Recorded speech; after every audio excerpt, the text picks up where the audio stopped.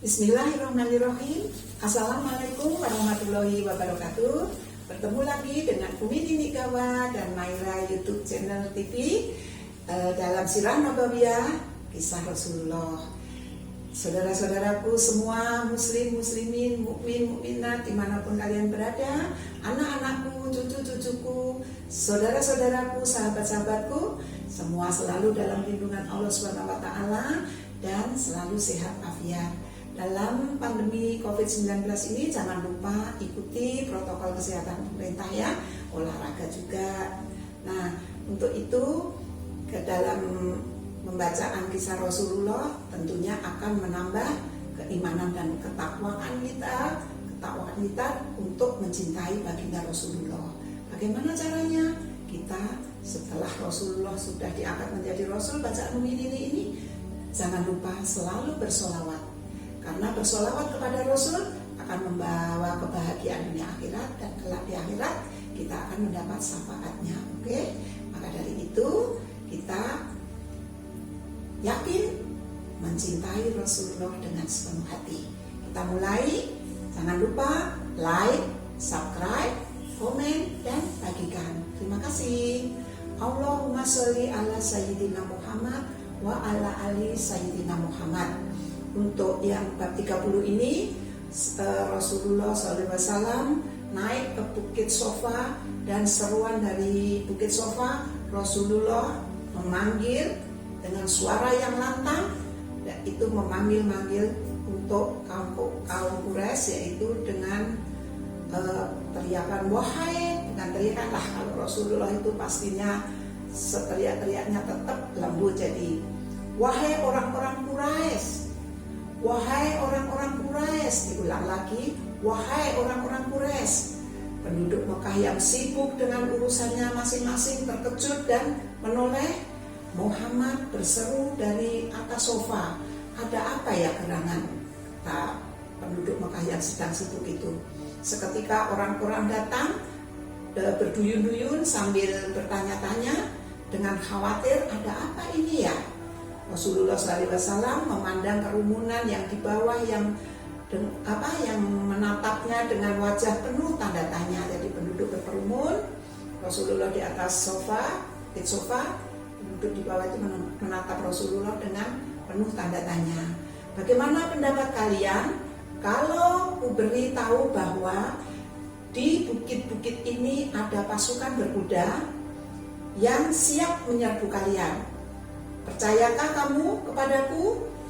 Tanya baginda Rasulullah kepada kaum Quraisy yang sudah berkumpul di bawah Bukit Sofa tadi. Kami percaya, jawab semua orang yang ada yang berkerumun di bawah tadi. Kami tidak akan meragukan kata-katamu. Tidak pernah kami mendengar kamu berdusta, wahai Rasulullah. Aku mengingatkan kalian sebelum datang siksa yang amat berat, wahai orang-orang Quraisy, Allah memerintahkan aku untuk memberikan peringatan kepada kalian bahwa yang terbaik bagi kehidupan dunia dan akhirat adalah mengucapkan kalimat La ilaha illallah Muhammadur Rasulullah. Sejenak orang-orang tampak terpesona, namun Abu Lahab, paman daripada Rasulullah yang juga hadir di situ, dengan cepat naik hitam, naik darah, ia berseru keras-keras mencaci Rasulullah SAW. Celaka engkau Muhammad, binasa, dan celakalah seluruh hari-harimu Muhammad. Hanya untuk omong kosongmu itukah kamu mengumpulkan kami di sini, di bawah Bukit Sofa ini? Rasulullah SAW tidak berkata apa-apa, dihina sekeras sekecil itu oleh pamannya. Beliau diam saja, beliau hanya menatap tajam kepada Abu Lahab. Setelah teriakan Abu Lahab itu, orang-orang Quraisy seperti disadarkan dari rasa terpesona melihat Rasulullah. Dia kaget, mereka langsung bubar dengan bermacam-macam tingkah masing-masing. Ada yang merenung, ada yang mencibir, ada yang mengerutkan keningnya, ada yang berbisik-bisik, ada yang melirik Rasulullah, pokoknya pada bubar semua. Hinaan Abu Lahab itu tidak dibiarkan oleh Allah, maka turunlah firman Allah yang mengutuk perbuatan Abu Lahab tadi, yaitu turunlah surat Al-Lahab, surat 111. Umi ini bacakan ya. A'udzu billahi minasyaitonir rajim.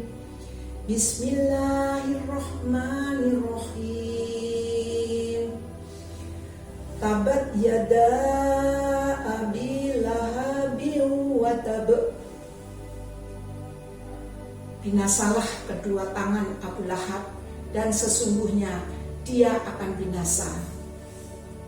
Ma'agna anhu maluhu wa ma kasab. Tidaklah berfaedah kepadanya harta bendanya dan apa yang ia usahakan. Sayasla naran dzata lahab. Kelak dia akan masuk ke dalam api yang bergejolak.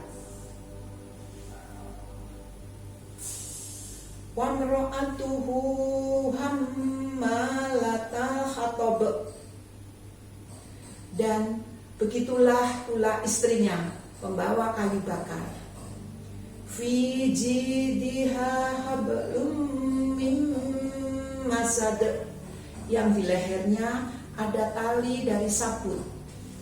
Maha benar Allah dengan segala firman-Nya. Wahai Abu Lahab, sekarang apa yang akan engkau katakan? Dengarlah keponakanmu, Muhammad tidak akan pernah lagi bungkam terhadap orang yang menentangnya. Keponakanmu Muhammad tidak akan pernah lagi menerima caci maki dan hinaan dari siapapun, sekalipun dari pamannya sendiri. Jika caci maki itu ditujukan pada ajaran Allah yang dibawakannya oleh keponakanmu, yaitu Muhammad SAW, bahkan siap terjun ke medan laga untuk menghadapi orang-orang yang sombong dan congkak seperti dirimu. Wahai Abu Lahab, dengarkanlah firman Allah yang baru saja turun itu. Bukankah firman itu seperti gelegar petir yang menyambar dirimu? Dirimulah yang akan binasa, Abu Lahab. Seluruh hari-harimulah yang binasa. Binasalah kedua tanganmu, dan sungguh engkau akan benar-benar binasa. Abu Lahab nama aslinya adalah Abdul Uzza Abu Lahab. Nah, Abu Lahab itu artinya, nama aslinya Abu Lahab itu yaitu tadi Abdul Uzza. Abu Lahab artinya si umpan api. Bisa dibayangkan betapa sakitnya hati Rasulullah SAW dihina oleh pamannya sendiri, yaitu Abu Lahab. Yang Rasulullah lebih dari itu, Rasulullah SAW lebih dari itu sakitnya karena Rasulullah SAW itu dua putrinya dinikahkan dengan dua putra Abu Lahab, yaitu Ruqayyah, putrinya Rasulullah, Ruqayyah, dan Ummu Kulsum dinikahkan dengan anak Abu Lahab yang bernama Utbah dan Utaibah. Ummu Jamil itu adalah istri dari Abu Lahab. Jadi yang murka tadi, yang marah tadi, selain Abu Lahab juga istrinya, yaitu yang bernama Ummu Jamil. Begitu mendengar bunyi surat Al-Lahab yang disampaikan orang kepadanya, hati Ummu Jamil menggelegak, marah. Ia keluar rumah dan berjalan ke sana kemari mencari pelampiasan kepada siapa saja yang ketemu akan menjadi sasaran kemarahannya. Tidak lama kemudian ia bertemu dengan Abu Bakar. Padahal di sebelah Abu Bakar itu ada Rasulullah, baginda Rasulullah SAW. Amarahnya naik sampai ke ubun-ubun. Apa maksud temanmu? Kepada Abu Bakar tuh bilang, kalau Rasulullah temannya, apa maksud temanmu melantunkan sakit tentang diriku? Bentak Ummu Jamil kepada Abu Bakar.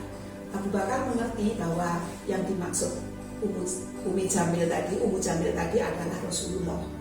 Sebenarnya ada di sisiku, namun ditutupi oleh Allah sehingga mata Ummu Jamil tidak melihat Rasulullah.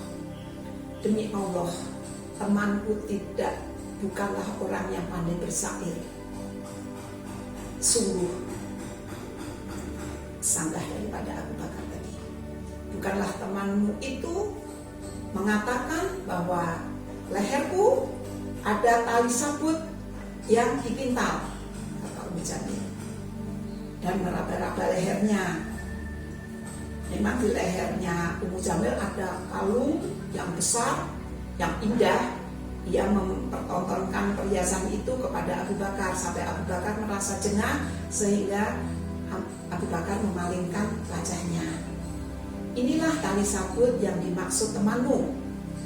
Tadi Ummu Jamil bilang, ini tali sabut yang dimaksud temanmu. Ejek Ummu Jamil sambil tersenyum. Tidakkah ini merupakan tali sabut paling indah di dunia? Ummu Jamil kemudian berlenggak-lenggok genit sambil mempermainkan kalungnya. Ia tertawa dengan congkak. Abu Bakar pun tidak membalas ejekan Ummu Jamil, cuma memejamkan mata. Lihat Abu Bakar yang tetap tenang, Ummu Jamil melengos pergi sambil mengomel. Semua orang-orang Quraisy tahu bahwa aku adalah putri kebanggaan mereka. Ummu Jamil adalah wanita yang sangat cantik. Ummu Jamil berarti ibu kecantikan, artinya seperti itu. Namun seperti suaminya, Ummu Jamil adalah orang yang sangat membenci Rasulullah dan kaum muslimin. Begitu bencinya sampai ia menyuruh budak-budaknya untuk melempari batu dan kotoran kepada Rasulullah setiap Rasulullah lewat.